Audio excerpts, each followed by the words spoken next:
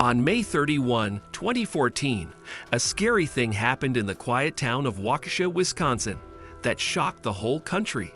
A man riding his bike in the morning came across a horrible sight: a young girl lying in the grass, covered in her blood.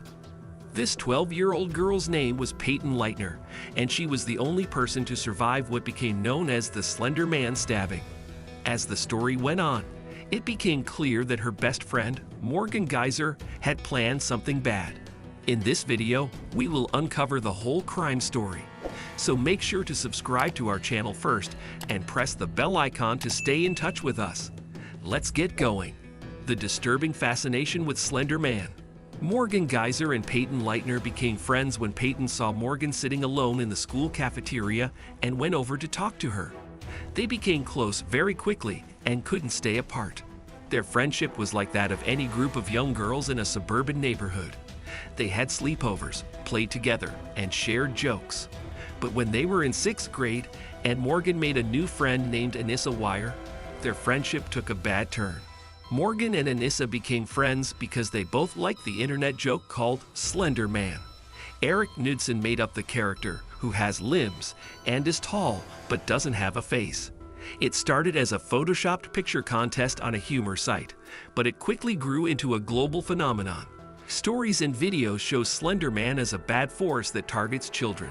Morgan and Anissa became obsessed with Slenderman after they became interested in him. They thought that the only way to show their love for Slenderman was to do something horrible, like killing someone.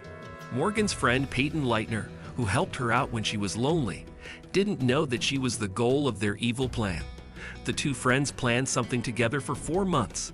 They used code names and whispers to hide what they were planning. At Morgan's birthday party, they planned to trick Peyton into going to the woods with them, where they would attack her with knives and left her for dead. They planned to walk to a remote forest where they thought Slenderman's house was. In their sick minds, they thought that by doing this terrible thing, Slenderman would let them into his world. This was their whole plan. The 12th birthday party and sinister plans.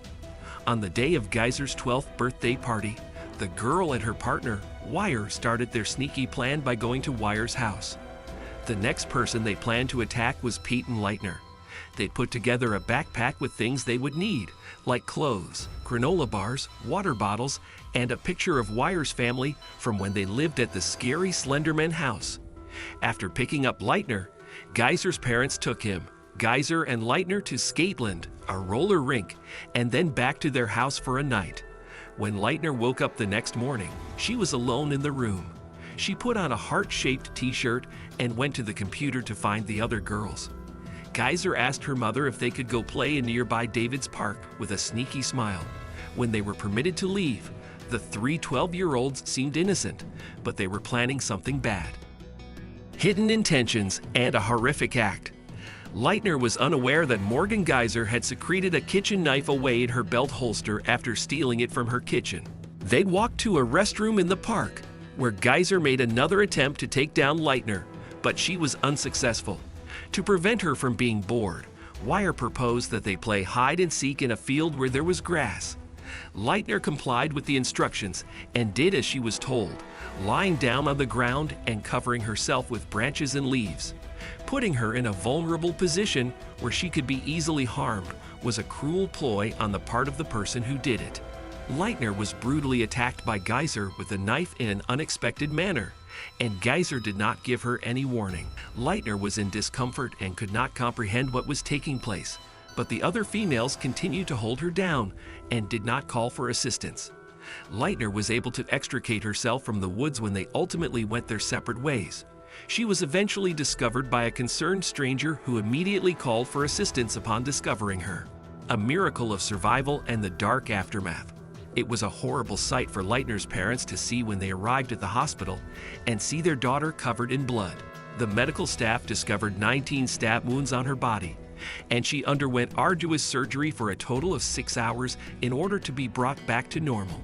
Because some of the cuts had penetrated vital organs, her life was in jeopardy as a result. The knife had surprisingly just missed her heart by a fraction of an inch, which is the reason why she was still alive after all of that had happened.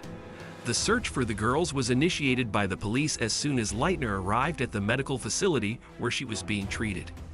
Both Geyser and Wire were apprehended in the area close to the freeway. They were carrying the murder weapon as well as a bag containing the victim's blood. They admitted that they had engaged in some heinous behavior, but they didn't appear to feel any remorse about it. The disturbing unraveling. When the girls' lives were looked into, it became clear that their heads were in trouble. Morgan Geyser's bedroom and school locker had notebooks with drawings and writings about Slenderman, along with distressing phrases like, "I'd want to die," and "help me escape my mind." Her many searches on the internet about how to get away with murder and other dark topics showed how troubled she was mentally. Both girls were charged as adults and could go to jail for up to 65 years. Their bails were a whopping $500,000. But the court process would show that the people who did it had deep-seated mental problems. Anissa Wire was given a diagnosis of shared psychotic disorder, which led to her being sent to a mental health facility for 25 years. Morgan Geyser got treatment for her mental illness for the 3 years running up to the trial. She was told she had schizophrenia, which had been bothering her since she was just 3 years old. As the trial started in 2017, her doctor stated that she had made a lot of progress, but her mental illness was still a factor that couldn't be ignored. Due to her severe mental illness, the jury decided that Geyser was not legally responsible for stabbing Slender Man. Because of this, she was given a 40-year sentence in a mental health facility. Similarly, Wire was found to have a shared psychotic disorder. After pleading guilty to a lesser charge of second-degree murder, he was ordered to 25 years in a mental health facility. A tragic lesson and a changed future. The Slenderman stabbing shocked the nation and raised concerns about the influence of the internet on young minds. As the dust settled, people wondered what sinister entities might be lurking behind their children's screens, ready to lead them down a dark path. Peyton Leitner, the brave survivor of this gruesome attack, now advocates for open communication between parents and children about the distinction between reality and fiction on the internet. Her ordeal has left a lasting impact, but it has also given her the determination to pursue a career in the medical industry. As for Geyser and Wire, their lives are forever changed due to their disturbing beliefs and underlying mental illnesses. Institutional care is expected to be their reality for the foreseeable future. The tragedy of the Slenderman stabbing serves as a somber reminder of the importance of mental health awareness and responsible internet usage in today's digital age. It has forever scarred the lives of those involved and those who bore witness to the dark reality that unfolded in Waukesha. That was all for today. I hope you liked the video. Make sure to follow us for more amazing videos. Thanks for watching till the end.